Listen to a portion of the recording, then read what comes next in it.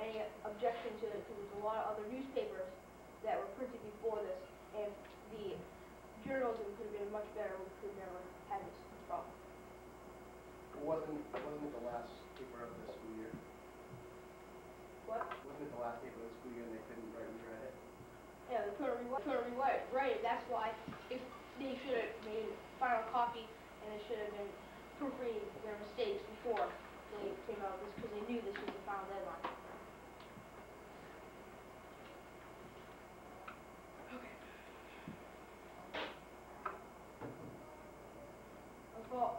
This case is uncalled for and it's a waste of our time, because the person clear that the principal was acting within his authority given to him by the school district and was doing the right thing.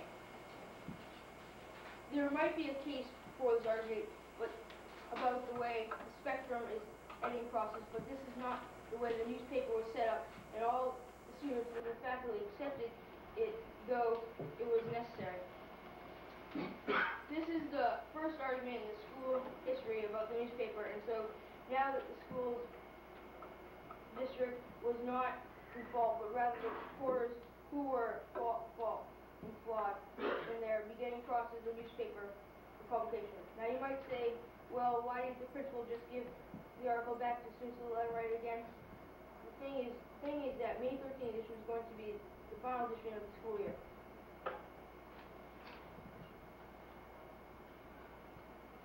Okay, interpretation. There is no argument about the freedom of speech because of the First Amendment of the Constitution states that Congress cannot oppose restricting freedom of speech, press, or the right to protest. This amendment does not say anything about everyone can say and do what everyone else wants to. This amendment does not apply to the case. Only the Fourth Amendment does. Excuse me. So you're saying that the First Amendment doesn't pertain to this case? Well, it does not apply because Congress is the only one that can restrict freedom of speech. If you read that, it says First Amendment says Congress may not restrict freedom of speech or anything else, because this is in Congress. It's a school principal acting as a parent to protect the students and their families.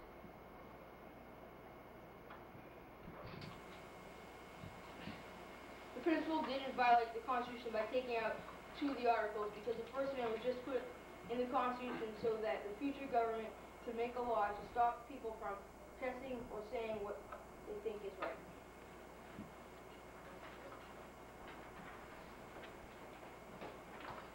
Okay, there are 5 particular cases that we would like to draw to your attention. One is U.S. versus O'Brien, where a man burned his draft card and was brought to trial because he refused to go by national law.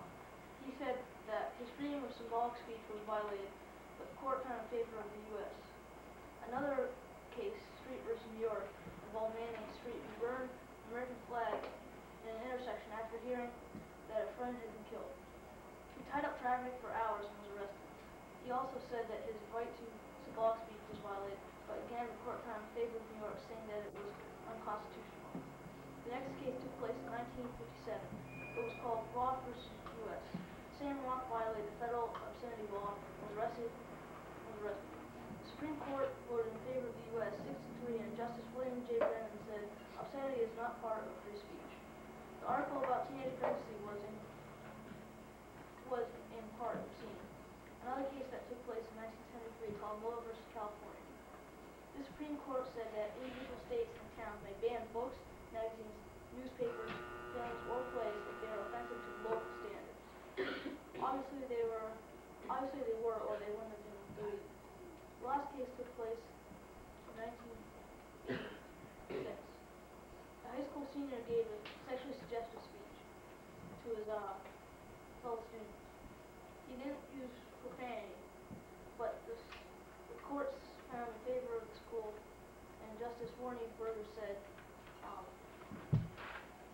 profanity is not part of free speech and should not, and neither is free speech.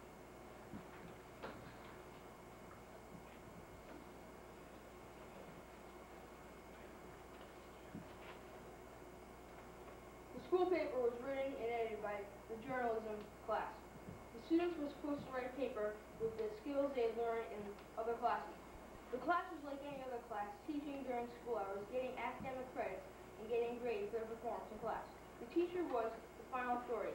That is, he or she was to read the story before the publication, to pick any mistake, and to make sure the stories were suitable for publication. On April 29, 1983, a new advisor took over the case, with only knowing that he or she had to read the paper before publication for errors. On May 10th, the advisor submitted the proofs to the principal for the May 13th edition. There were two articles that the principal expressed concern for the students and their parents. The first article was describing the situation of 3 students who are pregnant. The principal felt that from the article, the names of the students were very easy to determine. The second story dealt with the impact of divorce on a student and revealed that one student named who made a critical comment about her father. Unaware that the name was deleted from the final paper, the principal thought the parents of the student should have a chance to comment about the student's comment, or should have given the consent to the publication of the story. Believing that the paper would not get out in time before the school year ended. When you stated in the U.S. versus Ross case, you said it stated that obscenity is not a part of free speech, and then you said in your article that pregnancy by the teenager was in parts obscene. Can you tell us how that what parts These are parts obscene? were obscene because they were jeopardizing the Fourth Amendment right to be safe in their homes themselves and in their office, and their papers should be safe among themselves, so there's no jeopardy coming to the students or their families.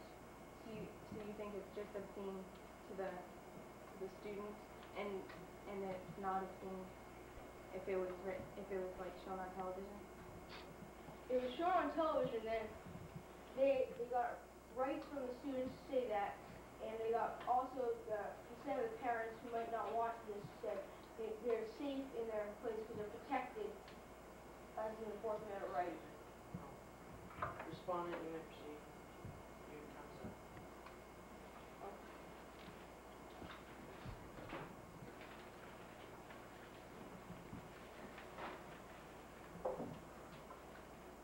In 1983, Robert Reynolds, the principal of Hazel Heath High School, sent in a 2-page section of teenage problems from Spectrum, their school newspaper.